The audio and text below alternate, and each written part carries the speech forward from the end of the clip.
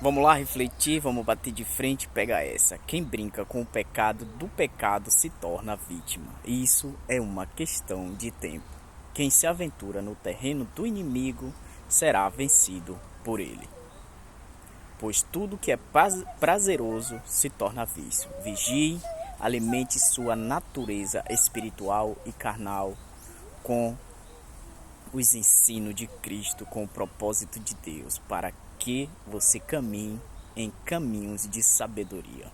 Na voz do pastor Gilson Brito, este dia com Deus, vamos dar mensagem, refletir e compartilhar para que outras pessoas também conheçam as boas novas. Vamos que vamos, vamos para cima.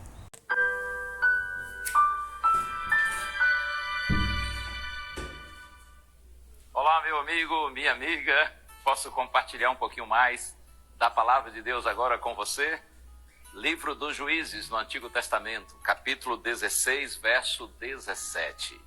Então ele contou o seu segredo, dizendo: Nunca foi passada uma navalha na minha cabeça, porque sou nazireu consagrado a Deus desde o ventre de minha mãe. Se o meu cabelo for cortado, a minha força irá embora. Ficarei fraco e serei como qualquer outro homem. Conhece esse momento aqui registrado na Santa Bíblia? Essas palavras foram ditas por Sansão, um dos juízes de Israel, a uma mulher pela qual ele estava apaixonado e que era filisteia, era inimiga do povo de Deus, chamada Dalila. Depois que Dalila tentou por todas as formas descobrir qual era o segredo da força de Sansão, e ele brincava com ela, zombava dela, finalmente Sansão não resistiu mais e contou para Dalila a verdade. Por isso que ele disse: Nunca foi passada uma navalha na minha cabeça, porque sou nazireu consagrado a Deus desde o ventre de minha mãe. Os cabelos grandes de Sansão eram um símbolo de sua fidelidade a Deus. Sua força não estava nos seus cabelos grandes, é claro, mas no momento quando ele abriu mão do símbolo de sua fidelidade e dependência de Deus, ele perdeu também a força extraordinária que Deus lhe concedia para vencer os seus inimigos. E aí você conhece a história.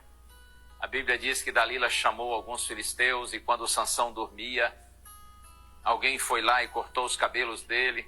E Dalila gritou: Sansão, os filisteus. Ele se levantou para lutar contra eles. E a Bíblia diz, porque Sansão não sabia ainda que o Espírito de Deus já havia se retirado dele. Que triste, não é?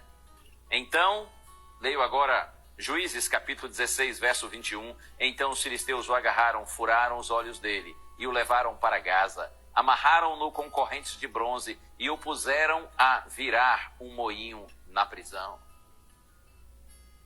Posso lhe dizer que, pensando no sentido espiritual, quem brinca com o pecado do pecado se torna vítima. Isso é só uma questão de tempo.